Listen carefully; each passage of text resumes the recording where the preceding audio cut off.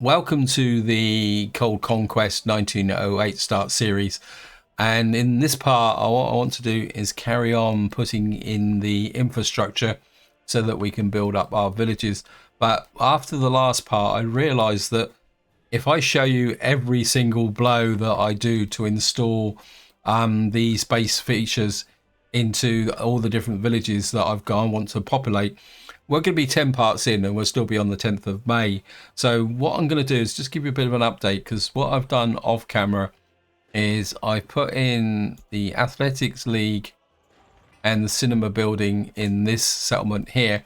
The other thing I've also done is I've removed some of the side footpaths here, because I'm reasonably happy now with this setup with respect to the key buildings. Now I think I've got the full cover, but what I want to do is have decent lengths of footpaths here to kind of make it a little bit easier to actually build these footpaths, because the last thing I want to do is get into having to bring workers in to do some stupid little length of footpath.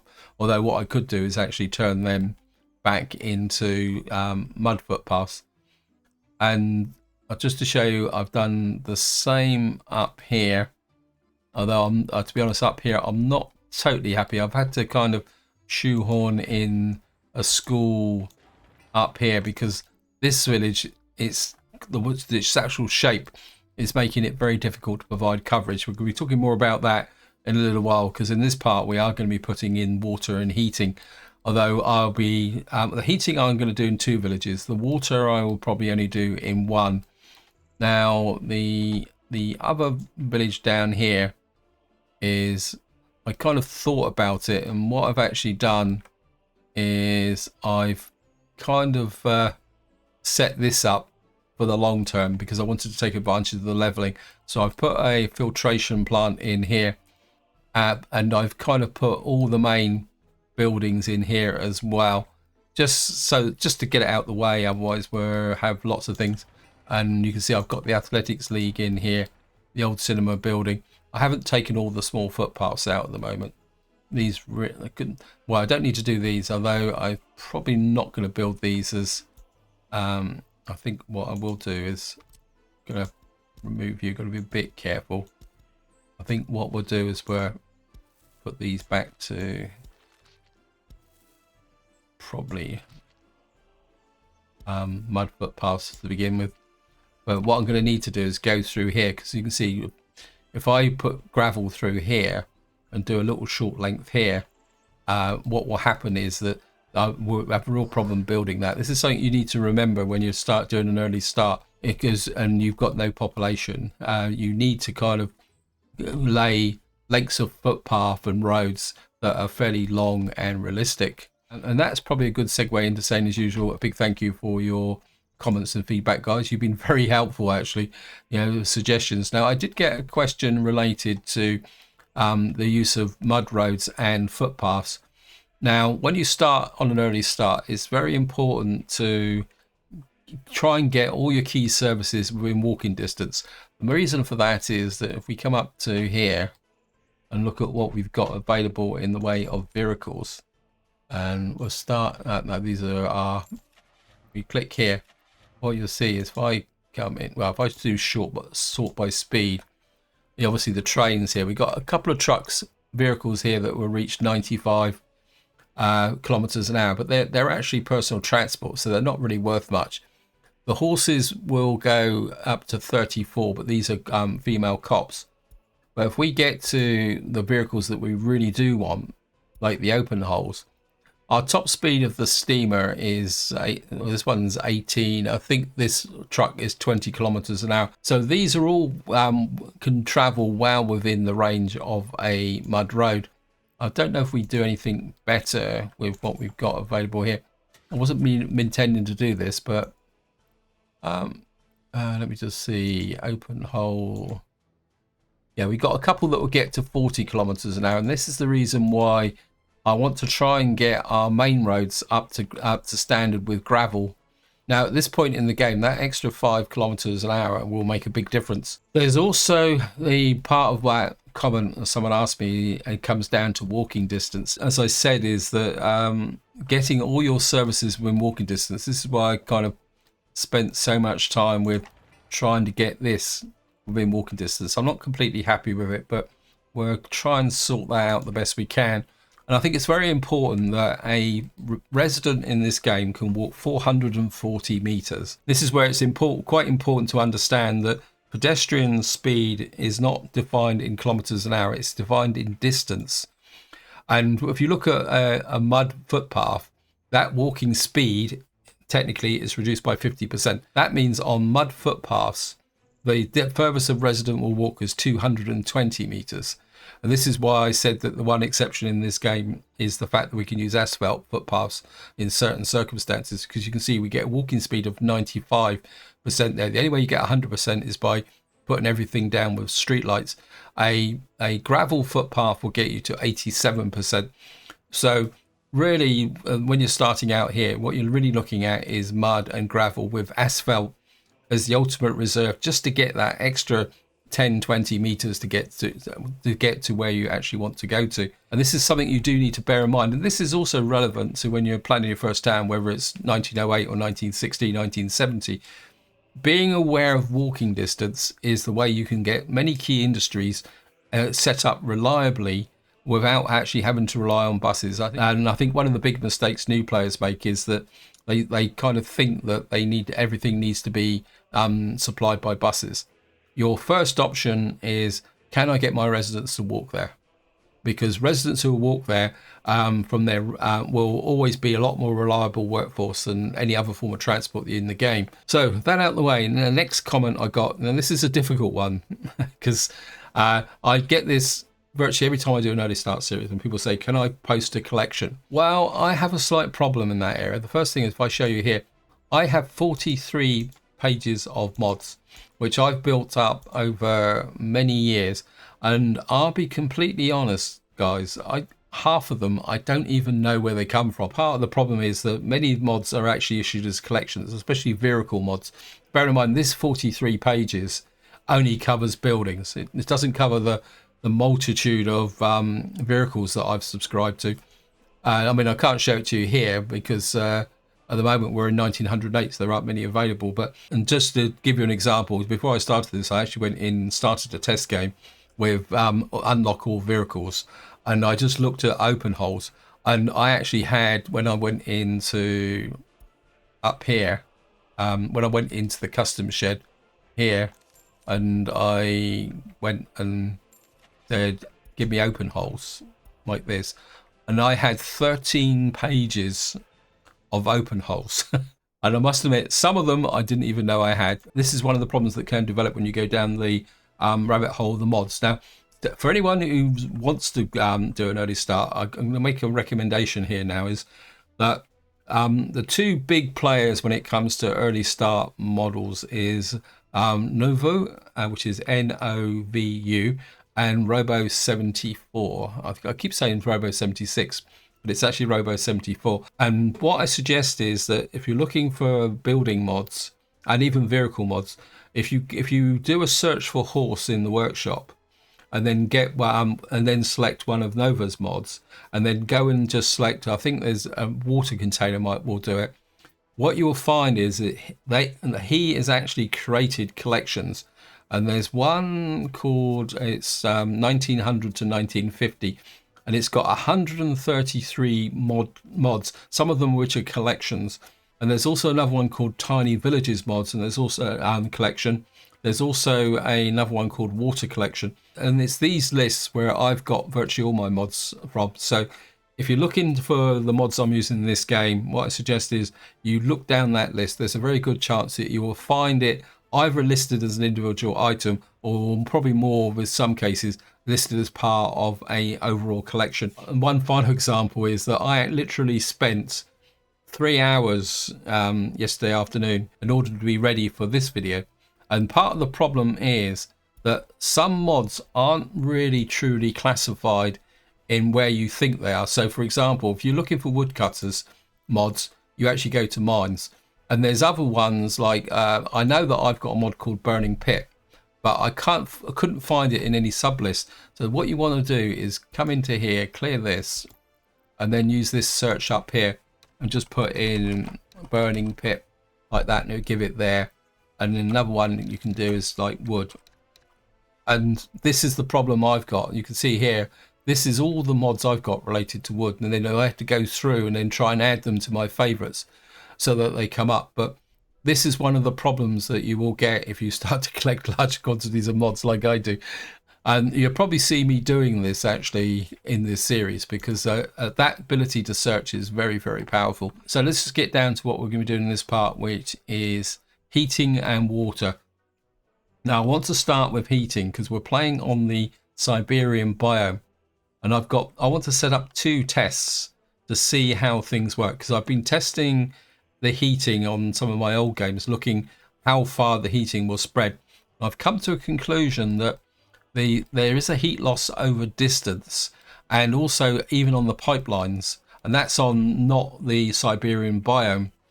In fact, the temperature drop, if you had a heating plant with nearly a full length underground pipe and a heat exchanger, and then you had a building that was 300 to 400 meters from that heat exchanger, there's nearly a 10-degree drop from the temperature that you'd have in the heating plant with the bit where the temperature that's arriving at the building at the end of the chain.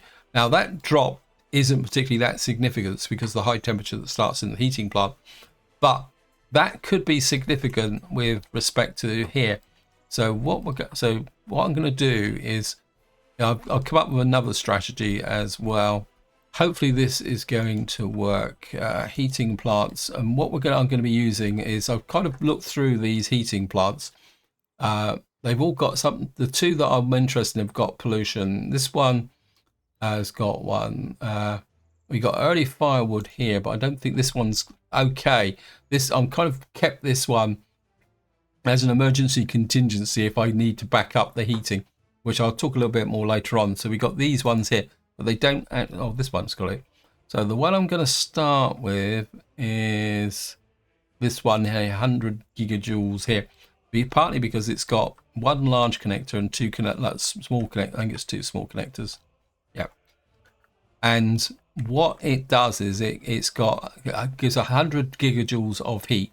It burns 2 tons of wood at maximum consumption. So you can say that that's probably 2 tons a day.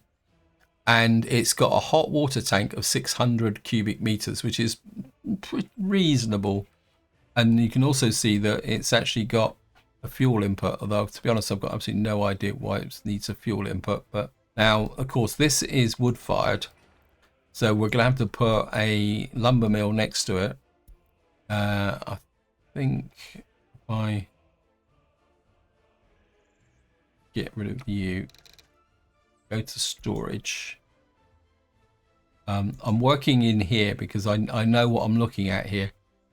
There is a building which actually is a warehouse, but it's actually stores what would normally be an open store, because I don't really want to use. I was starting to get to a point until I found this, that I was going to have to use these type of open stores, and I didn't really want to do that.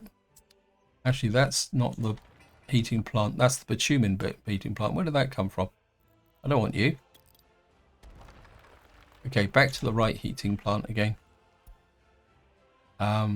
It's meant to be a wood one, please. That's better. Where did I get that bitumen heating plant from? That is definitely heating plant wood, yeah. Yeah, it's 2 kilometers. Why did I put a bitumen plant down? Anyway, back to here. And so what I'm going to do is use this, storage here. And I'm going to use this warehouse. And what I'm looking to do is, now I want these heating pipes facing the, actually facing the building. So what I want to do is kind of curve you round. Ideally, I would like to personally, I think maybe we'll go that way and just give it a go like that. So just put the store in. Now these factory connections again are going to be a bit of an issue if I make them too short. what will happen is that they will actually, I think we're going to go, I think this is the store. We're never going to take anything out of it. So I think if I put you there, flip that the opposite way. Yeah, I think we'll do it that way. And what you can see what this store can do, just show it, it can store 68 tons of wood. Now, I'm a bit sketchy from the point of view of whether this is actually going to work. Now, the next thing is, as I say, we've got to go to the mine to get the wood cutting post. Now, this wood cutting post doesn't seem to have fuel storage. I must admit, this is a little bit seat of the pants, to be honest. Kind of part of me says use this one, the actual in-game one. It's the only thing is it's got 50 tons of internal storage, and I don't want to keep 50 tons inside. Well, this one's only got 20 tons of internal storage, and it cuts 20 tons. This one's 60.3. This is 0.7 tons of wood, but this has got parking slots for 9. This has got parking slots for, I think we're going to have to go with the vanilla one, game one with the wood cutting post, to be honest. I mean, it looks enough like a shack to pass in 1908. So we are going to stick with the wood one, because this will allow us to store fuel in here for the trucks. We've got 3 cutting positions, and we got storage for 50 tons of logs. So well, what we could do is actually put something in the way that will allow us to, how can you say, use a truck to move the wood logs from here to here, or from here to here. That might be an option. No. We'll stick with what we got. If it all goes wrong, we'll just have to do it. And what I'm going to do is I'm going to clone that, and then we're going to come down here. Now, the downside of doing this is the fact that you can't see the range of the heating plants from this. So we're going to have to kind of try and hotshot it a little bit. Now, one thing I do want to do is be in range of that sewage tank. So we'll let the sewage tank kind of define what we've got. So we're going to put that down there, and then you can see, well, that wasn't a bad guess, was it? We got 354 cubic distance there. Now the next thing we got to do is we'll start with mud roads, and we'll put you there and you to there. And what we're going to need to do is get a workforce out, so we can get the workforce out here.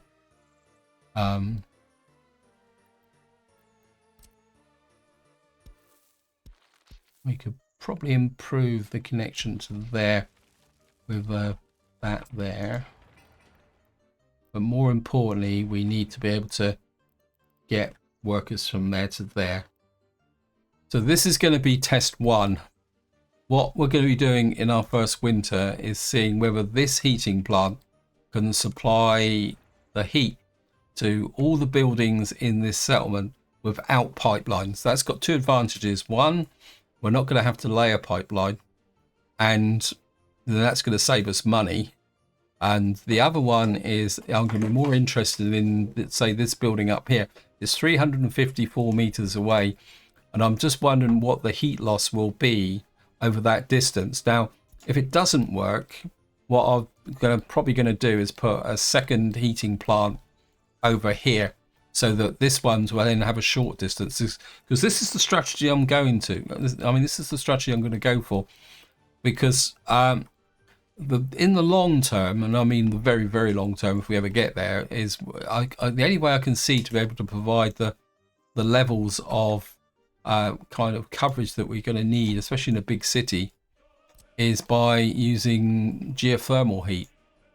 And what we're going to do up here, because this places a little bit more kind of awkward. Again, I'm just going to try and put it out here. As you might guess, I've done a little bit of preliminary work here. We need it that way around, isn't it? These buildings are a little bit closer, and I know I can't. I can't do it. I'll put this down and I'll demonstrate what I'm talking about. I know for a fact that I can't. I won't be able to. In fact, we tilt that a little bit that way because that building's quite close, so we can push this out a bit further. And if I show you here, you can see that I can't get full coverage. What I'm going to do here is try what you'd call a more traditional situation. I think we'll just bring you into there like that, and you can come there. I thought that he'd be in range. Okay, we're in footpath time. What we'll do is we'll take advantage of the percentages, and well, we'll come in there, but something tells me that we're going to need to I'm going to put this in as a test, and then that should bring that within range. 185, yeah. So what I'm going to do is we're going to remove that, because of course one thing we are going to need to do is be able to bring the fuel up here, and fuel distribution is going to be a bit of a challenge. I think we can leave these here because these guys have got footpath there. So what we'll do is we'll gravel this in, except the footpath here. Oops, sorry. There's a reminder. And then actually that gravel with that. Yeah, the gravel, actually we may not need a footpath. Okay. Let's get rid of you then. I just love this game sometimes. So what we got here is this. Now, the kind of decision is what is going to be the cheaper to build. Because if we run a heating pipe to here, that's going to be expensive. In fact, let's just see how much it's going to cost. And we're going to have to go large, aren't we? The problem is we need to cover this bit of the area here. So obviously, again, apologies for the heat exchangers, guys. It's not going to fit in there. I was hoping it would fit in there. Oh, it will fit in there. Okay. Put you just there. Yeah, I can't do anything about the heat exchangers. I did have a look through the workshop, and I don't think anyone's got round to giving come up with a free early 1900 heat exchanger. And then what we'll do is we're going to go underground because we need the heat insulation, and we're going to have to see that's going to cost us 46 tons of steel, 35 tons of mechanics. I think we are going to build it, because what I want to find out is whether that will work from the point of view of a heat dissipation. Because when we got this working in the first winter, what we'll do is we'll see what temperatures we're going to be getting over in this area. It could be not particularly very good, but there's not much I can do about that, whether I like it or not. So that's the two heating scenarios that I want to test in this playthrough with respect to Siberian. As what is the heat loss with a run here? And you've got to remember, this is a what is it? Let me just see. We're talking a heat run of what? Air to ground distance 430 meters. That by heating pipe standards is about half the distance of what you would normally do, because normally you'd run about a 1 kilometer pipe in to avoid the pollution. So I think heating in this Siberian biome is going to be a kind of a contrast between there's going to be a bit of a contrast between the balancing the need for protection against pollution against the heat dissipation. This is why I've already said, is that geothermal will probably be possibly the way forward. So while we're here, what I want to do now is look at water. I think I've got the mods for water, and I've kind of been looking at water filtration plants. We've got this one here that is quite cheap, but it only provides 48 cubic meters of water, but it is actually spray free. I think I'm going to keep this as a contingency, to be honest, because it's a one-off. I think it's called spring water filtration. Again, as I said earlier, I've got absolutely no idea where this came from, but so I like to keep that. If I can put that down as a free option, that would be very, very nice. So I'm going to want to try and avoid chemicals. This one uses gravel. This is but I think for these I want to use the bigger option. What's this? This is 13 cubic meters. This provides 30. This is 60 cubic meters. And this is the one. Water filtration plant V2. This is a mod which is available in Nova's collections, and it gives 132 tons of cubic meters of water. Now, again, this needs a workforce, so we're going to have to bring it in relatively close to our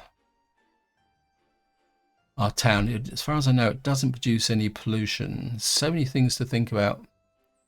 I think we'll put this in about here, and we've got an upgrade here. Well, we'll flip that this way. So this will connect in about here. I want it connected to that sewage outfall as well. And we got maybe I can push it away a little bit, so that we got a little bit of space here to put the pumps and stuff in. In fact, we can come probably back here. That will also take me closer to where we got to import the gravel, because my kind of issue, whether it's chemicals or gravel, is whether we can keep this actually fully supplied. So we're going to put that there.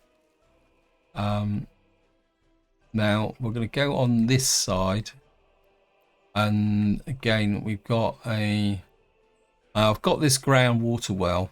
It produces 240 cubic meters of water. Let me just see. This is 8.3 tons of steel. This is 6.5 tons of steel. We've got a water wheel intake pipe, which I did consider, and I might use it somewhere up, maybe up there, but we'd have to put the water down here. What this does is it actually, you put it in the water like this, and as far as I know, it will draw water without actually requiring electricity, and it will pump the water up to the thing. The only thing I don't know is whether it will actually pump the water to the pumping station. So then we still may have to put a pipe in between, but my instinct at the moment is to use this, because I don't think this actually needs electricity. Where's the nice? Yes, it does need electricity. Okay. That was a bit of optimistic thinking, wasn't it? Now this doesn't need a workforce, but the main reason I'm kind of attracted to it, because I don't know if you can see it. The problem is, if I press this, it's got quite a neat looking little tower thing. So I think what we'll do is we'll just put this here. Or use the junction here. So we'll just put you out here, like that. Game work, just use the mud road, like that. Now, pumps, again, we're going to have to use the base game pumps, because we've got a water tower here, but I can't find anything in the workshop that gives equivalent of a pump.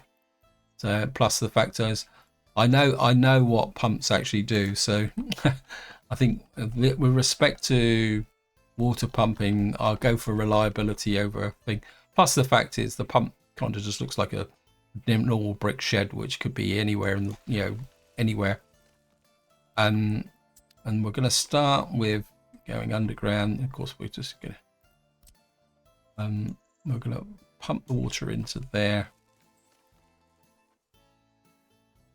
Yeah, this has got a slightly annoying kind of 2-point. Now, I did consider a water tower, which is this thing here, which is, it looks pretty cool actually. Because what I did think about was pumping the water up to here and then letting it flow down, because this is a mound. But on reflection, I've see again, it's part of the problem is kind of if my mind was still fresh with, because last time I did an early start, we didn't have all this water stuff. It was just very much you just kind of did all the basics. Substations, I think I've got some nice looking subs. Oh, no, maybe it's let me just look here. I thought I had some water substations. Maybe that's 8 kilometers. Not 8 kilometers. This is 20.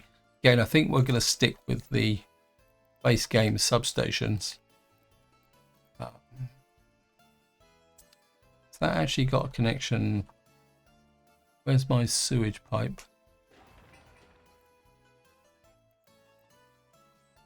Okay, so the moment that this is not included in the sewage pipe system. Now, I don't want to send fresh water to it, because if we do that, then they will create sewage, and I don't want them to do that. We may use a wagon to go and collect it. I think at the moment we're going to try and keep the water supply here, because what I'd like to do is provide full water coverage. So we have to go up a little bit. We could put it in there. Let's get an orientation. Okay, we want it there. We get it. Can't build. I mean, it'd be nice if I could just tuck it in there. That will cover there, because what I'm trying to do is avoid pipes, or too many pipes. Right, we're just gonna get rid of you, nick you out, put that back in, so we don't have to build. Certainly don't want to build a bit of. Now the next thing we're going to have to do is put in the, where's the pump? Oh, there it is. We're going to have to use another large pump on this side. So put a big water pump there, like that. Underground here. You can go onto that side, and then I'll pick up from the center one here. So if we can kind of just make sure it's actually connected. I think that's going to have to be sufficient to provide the water, and what we'll have to do is put in a water transfer and a sewage disposal, and try and use carts if necessary. I just realized that we are pushing on quite quickly, and basically what I'm going to do is exactly the same as what I've just done, but with the water coming in from the top, because we got a larger distance to here. But I will do that off camera, guys, because there's no point me duplicating that, because the thought process is exactly the same as what we've done. The only possible problem we got here is the fact that if I show you the water substation, that we may have to use two pipes. I don't know, we could probably get into here. So rather than kind of bore you with that, what I want to do is well, we're going to put a footpath in there, and oh great, I'm going to put a footpath there, which will have to be built, and then what I want to do is bring a footpath out here. I'll probably have to redo these because I will have to build that footpath first. What I want to do now is talk about universities, because again, universities is one of these fun areas that we got to do. And I kind of got this historic communist headquarters here. It looks pretty cool, actually. And again, apologies, I've got absolutely no idea where I got it from. And I don't ever recall building it. Well, this is what we're going to use as our communist headquarters, because one of the first things we're going to need to do is with respect to research. We're going to need distribution offices, because once I put this in and the other one, I just think we got our main concentration of people up here. So I think what we're going to do is we're going to put the communist headquarters in here. Like that. That's in range of the sewage pickup as well, which is good. The only possible problem we'll have with water, that's a thing, that's true. Yeah, let me just check something. Yeah, well, the water tank will be in range. Can I get that? That's about the maximum range. I tilt this. Okay, I know I said I wasn't going to do this, but I'm a bit worried about those pipe connections being so close to the road. We need the water supply processing plant in range of the sewage outfall. So I'm going to drop that there. This is a reminder that we need to put the water there. So we've now got this one. Now the next one we've got to put in is the technical university. Now I'll be completely upfront. This one's a little bit sketchy, because I couldn't really find one that would work. And what we're going to do is we're going to put the technical university up here. And as I say, this one is a little bit sketchy, because my favorite one is the Lenin University, but it doesn't really fit for 1908. And ideally what I'd like to do is put the university up here. So what we're going to have to do is go with this one. Now this is like kind of very cheap and cheerful. I think it comes from a collection of buildings which we used to use for early starts when we used to play in hard mode. And if you see here, it's only got 100 students, but strangely it produces 1 ton of pollution, which is a bit odd. But I'm kind of thinking that if I could put this kind of say up, I think if we can kind of, this is why I wanted to kind of put it up near the church like this, or maybe over here, and it will get, I think they might not quite reach that area there, because what I want to do is maybe if I put it up here, or actually there would be good, is it? We're just gonna have to live with the 1 ton of pollution, aren't we? I mean, if the pollution gets too bad, we'll just have to have a seasonal university. I'm just going to snick out those and replace you with thing there. And what we can do in compensation is, well, it's a university, so we could probably put an asphalt footpath there. And then what might do is, yeah, that's going to see the difference in range. So we've now got the technical university here. Hopefully it is a technical university. My process for actually finding out which one's which simply comes down to the fact that I add them as my favorite and then see which one of these 3 it shows up. And we've actually got a Tudor University here. I mean, I want to put a medical university in, and we will probably build one of these, but not just at the moment. Because ideally what I would like to have is 1 university in each one of the towns, but the medical university isn't particularly that kind of powerful. Right, so to finish this video off, what I'm going to do now is just talk about, we can probably get rid of this. I think if we press shift, let's just get rid of it. Just clear this area now. Right, so what I'm going to talk about now, just to wind the video up, is the free distribution offices, because we only got, let me just see, we've only got 5 free distribution offices, and we've got some, let me just see, I can't remember how many, where's the free, we've got 7 free construction offices. The other one, which I'm still trying to find a good substitute for, is the technical office. Where is it? We've got 5 technical offices, which we're going to need to clear for snow and also our goods. I think I've got a couple of other technical offices which I picked up. We got this container stand, but I need to check it because I'm not sure if that actually has support for water and sewage. Again, this is something you need to be very careful of with respect to mods, is that some mods are very old, therefore they don't fit in. And the best example I can think of for that, if I come to farms here, and what you see is, like, you've got a farm down here, a large Tudor farm. What you'll see is that these farms do not have fertilizer, where these ones here have been either updated fertilizer.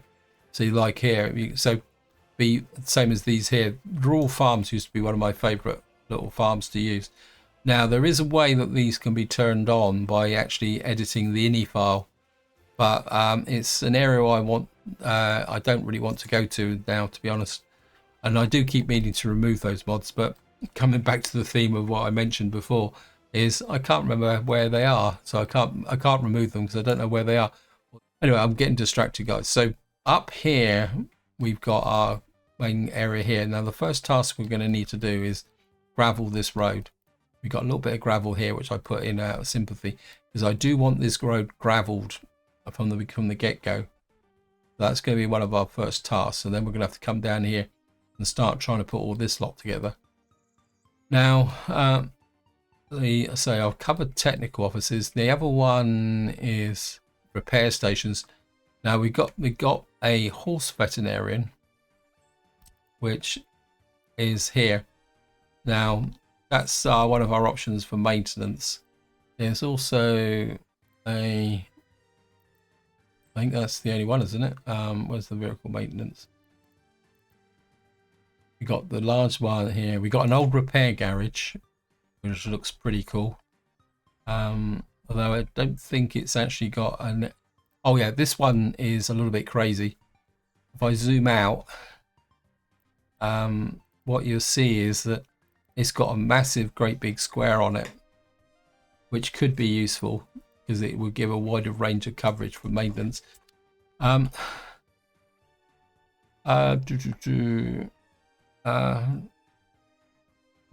think I need to think a little bit about how I want to set this area up, because what we're going to need to do is, in fact, I think what I'm going to do is that, well, yeah, that's the point. That's the point.